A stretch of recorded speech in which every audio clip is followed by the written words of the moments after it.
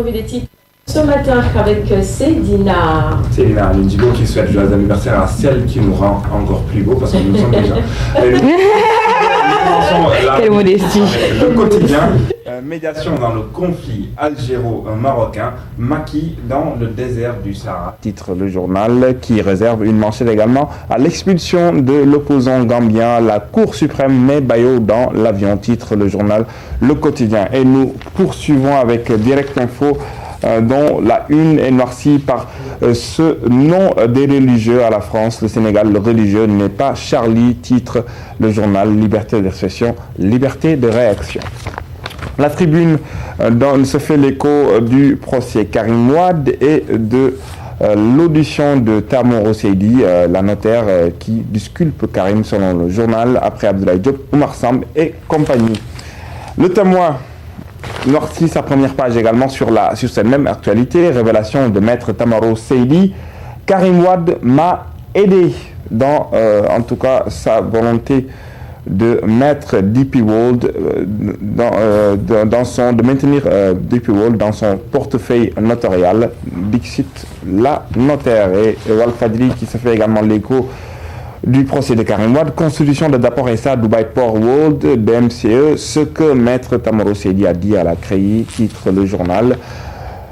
Le populaire qui se met également à l'heure de ce procès pour procès de la traque des biens mal acquis, journée de règlement de compte à la CREI. Karim Wade attaque la CREI, ça fait 3 ans qu'on est sous les griffes de la Cour pour des règlements de compte, dixit l'ancien ministre aux nombreux portefeuilles. Tout à fait autre chose sur la première page de l'AS qui relaie l'extradition confirmée, l'expulsion plutôt de la Cour suprême par la Cour suprême de Cheikh Sidia Bayo qui est refoulée à Paris. La Cour suprême qui confirme la décision de l'État. RMI qui noircit sa première page également sur cette même actualité. La Cour suprême expulse Sidia Bayo. Yaya Jammeh savoure une nouvelle victoire, titre le journal Réumi. Et à propos de ce coup d'État manqué en Gambie, enquête parle de jeu trouble des USA, déballage de Scott Morgan, président de Red Eagle Enterprise, qu'on retrouve dans les colonnes du journal, qui réserve également une manchette au procès Karim Wade. Tamaro Seydi entre en scène, titre le journal. La gestion de Cheikh Kanté décriée au port autonome de Dakar, c'est le titre à retrouver sur la première page du journal L'Observateur. On l'accuse d'avoir signé des contrats spéciaux à des retraités. Et Libération, qui, comme à l'accoutumée, se fait l'écho d'une actualité de faits divers et de justice, lutte contre le trafic de drogue. La SR récidive, une tonne saisie à Petit Mao. Et Sidia Bayo a été expulsé hier. 900 milliards de francs CFA dans les caisses, titre le journal. Et le soleil qui se lève aujourd'hui à l'ouest.